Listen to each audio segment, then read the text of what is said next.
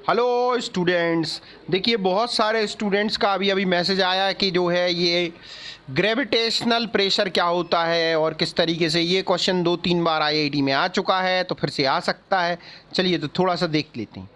तो ये एक स्फीयर है, ठीक है। ये एक सॉलिड स्फीयर है, पूरा मटेरियल है अंदर। इसकी रेडियस है कैपिटल आर और डेंसिटी यूनिफॉर्म है, रो कांस्टेंट है। इसके अंदर किसी पॉइंट पी पर डिस्टेंस है स्मॉल आर। इस पर आपसे पूछा जा रहा है कि इस पॉइंट पर जो प्रेशर होगा वो कितना होगा, ठीक है भाई। तो आपको पता है एक्चुअल में प्रेशर का थोड़ा सा आइडिया तो आपको पहले से मैं थोड़ा समझा देता हूँ। जैसे ये एक ट्यूब है, इसमें पानी भरा हुआ है और आप इस पॉइंट पी पर हैं। आपसे पूछा जाए प्रेशर कितना होगा, तो आपको पता है कि आप ये ऊपर वाली हाइट देखते हैं एच, और इस पॉइंट पे हाइड्रोस्टैटिक प्रेशर मतलब लिक्विड प्रेशर आप बता देते हैं रो जी एच। तो एक्चुअल में ये ऊपर वाली हाइट देखते हैं, ध्यान दें आप। तो सेम चीज़ यहाँ पे इस पॉइंट पे जो प्रेशर है वो ये वाला स्फीयर लगाएगा, आउटसाइड स्फीयर, ठीक है। मैं फिर से आपको दोबारा डायग्राम बता के ठीक से बताता हूँ कि यहाँ पे कौन जो है प्रेशर लगाएगा, ठीक है। चलिए तो ध्यान से अपन इसको देखते हैं दोबारा से। ये देखिए अब ये आपका स्फीयर है, इसके अंदर ये एक और स्फीयर है, ठीक है। मान लीजिए इमेजिनरी, इसकी रेडियस स्मॉल आर है, इसकी रेडियस कैपिटल आर है। तो ये जो स्फीयर दिख रहा है आपको स्मॉल आर रेडियस का, ये जो बाहर वाला मास दिख रहा है, ये वाला मास, इस मास पर अंदर की तरफ ऐसे फोर्स लग रहा होगा, ग्रेविटेशनल फोर्स अंदर की तरफ। तो इस ग्रेविटेशनल फोर्स के कारण जो है यहाँ पर प्रेशर डेवलप होगा। आप अच्छे से ध्यान रखें कि ये जो आपको दिख रहा है स्फीयर, छोटा स्फीयर, इस पर जो प्रेशर डेवलप होगा वो आउटसाइड स्फीयर पर जो फोर्स लग रहा है ग्रेविटेशनल फोर्स, उससे डेवलप होगा, ठीक है। ये क्लियर हो गया आपको। अब आपको पता करना है कि ये जो पूरा बाहर वाला स्फीयर दिख रहा है, इस पे फोर्स कितना लग रहा है, ग्रेविटेशनल फोर्स, ये इस स्फीयर पर, ठीक है। मैं यहाँ पे थोड़ा सा कलर बदल के आपको दिखा देता हूँ जिससे आपको समझने में दिक्कत नहीं जाए। ये वाला जो स्फीयर आपको दिख रहा है ग्रीन कलर, देखिए आईआईटी में एक्चुअल में मैथमेटिक्स महत्वपूर्ण नहीं है जितना महत्वपूर्ण है कॉन्सेप्ट क्लियर हो आपको। ये प्रेशर, ये फोर्स, इस पे आपको निकालना। अब प्रॉब्लम क्या है फोर्स निकालने में, देखिए बहुत ध्यान से आप देखेंगे। प्रॉब्लम ये है, इस पर जो फोर्स लग रहा है उसको कैलकुलेट करने में प्रॉब्लम ये है कि जो फोर्स होगा वो, उसका फॉर्मूला होता है आपको पता है जी, ठीक है, m1 m2 upon are square. तो यहाँ पे एक्चुअल में ये चेंज हो रहा है आर, तो इसलिए आपको फोर्स कैलकुलेट करने में इंटीग्रेशन करना पड़ेगा, ये प्रॉब्लम, ठीक है। चलिए तो स्टार्ट करते हैं कैसे करना है ये पूरा काम। आपको कॉन्सेप्ट हमारे ख्याल से ठीक से समझ में आ चुका है। अब अपन मैथमेटिक्स पे आ जाते हैं।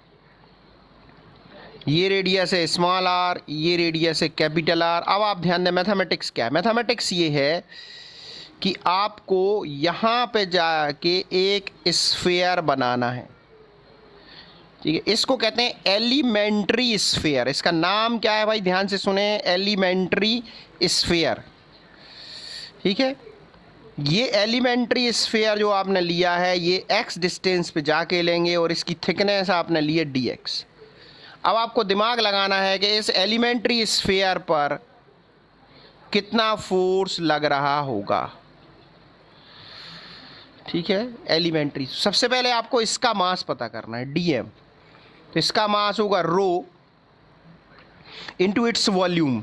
तो एलिमेंट्री स्फीयर का वॉल्यूम होता है 4πx² इंटू थिकनेस dx। ये इसका मास हो जाएगा, इसका एलिमेंट्री स्फीयर का। अब इस पर जो फोर्स लग रहा होगा, इस पर, ये पूरा अंदर का जो स्फीयर है ये वाला, ये पूरा इनसाइड, ये पूरा इसके ऊपर फोर्स लगा रहा होगा, ठीक है। तो अब आपको इसका मास पता करना पड़ेगा अंदर वाले का। ठीक है, तो ये मास आ जाएगा रो इंटू ये पूरा 4/3 पाई एक्स क्यू। ठीक है, तो अब आप फोर्स कैलकुलेट करेंगे, इन दोनों के बीच का फोर्स कैलकुलेट करेंगे। डी एफ तो आएगा जी M1 M2, तो M1 तो यही हो गया रो 4/3 पाई एक्स क्यू इंटू ये दूसरा मास DM है रो 4 पाई एक्स स्क्वायर DX। ठीक है भाई, डिवाइडेड बाय एक्स स्क्वायर, क्योंकि इन दोनों के बीच की डिस्टेंस कितनी है x, तो ये यहाँ से एक्स स्क्वायर कैंसिल आउट हो जाएगा। अब देखिए भाई, ये जो आपने कैलकुलेट किया है ये एक्चुअल में फोर्स है। आपको क्या निकालना था, आपको निकालना था प्रेशर। तो प्रेशर कैसे आएगा, इसको एरिया से डिवाइड कर देंगे, तो प्रेशर आएगा फोर्स अपॉन एरिया। एरिया कितना होगा इसका 4 पाई एक्स स्क्वायर। तो इस फोर्स को आप डिवाइड अगर कर दें तो इसी को हम dP लिख देते हैं, यहाँ पे डिवाइड कर देते हैं 4 पाई एक्स स्क्वायर। तो आप देख सकते हैं यहाँ से ये 4 पाई और कैंसिल आउट हो गया, ये एक्स स्क्वायर, तो यहाँ पे ओनली बचा x। अब सबसे महत्वपूर्ण पॉइंट है यहाँ पे, देखिए जी रो स्क्वायर आ गया 4/3 पाई, ये 4/3 ये पाई। अब यहाँ पे बच रहा x और ये हो गया dP। अब समस्या कहाँ से आ रही है कि इंटीग्रेशन कहाँ से कहाँ तक करना। सबसे इंपॉर्टेंट पॉइंट है इंटीग्रेशन। तो इंटीग्रेशन आपको करना है यहाँ से small r to capital R, क्योंकि आपको फोर्स कौन सा निकालना है आउटसाइड, ये ध्यान रखें। बस अब कोई समस्या नहीं बची इसके बाद।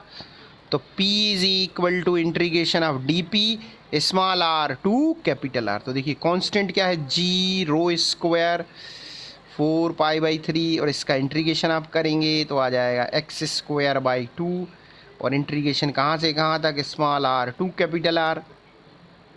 तो ये आपके पास आंसर g रो स्क्वायर 4 पाई/3 इंटू 1/2 ये आ जाएगा capital R square small r square. तो ये आप देख सकते हैं आंसर प्रेशर का आ चुका है आपके सामने। अब देखिए इस आंसर को आप कैसे वेरीफाई करेंगे, ये नंबर जो है इसको आप खुद देख लेंगे ध्यान से, इस पर हम ध्यान नहीं दे रहे हैं, इस पे दे रहा है ये फंक्शन। अब देखिए ये स्फीयर था रेडियस कैपिटल, अगर आप यहाँ पहुँच गए यहाँ, तो देखिए इसके ऊपर कोई मास ही नहीं है तो प्रेशर 0 होना चाहिए। तो अगर आप स्मॉल r की जगह कैपिटल R रखेंगे आंसर 0। अगर आप यहाँ पहुँच जाएँ, देखिए इस जगह पे पहुंचेंगे तो स्मॉल r 0 हो जाएगा, तो प्रेशर मैक्सिमम। तो सबसे ज़्यादा प्रेशर फील इसको होगा सेंटर वाले को और सबसे कम सरफेस को। तो ये सही आ रहा है यहाँ से, बिल्कुल आप समझ गए होंगे। बहुत ही बढ़िया ये क्वेश्चन है, आप इसको सॉल्व करिए, समझिए, कोई डाउट हो तो पूछिए। इसके बाद मैं नेक्स्ट वीडियो बनाने वाला हूँ कि एक ट्यूब में पानी भरा हुआ है, उसको सर्कुलर पाथ में रोटेट करते हैं तो उसमें प्रेशर कैसे कैलकुलेट करना है।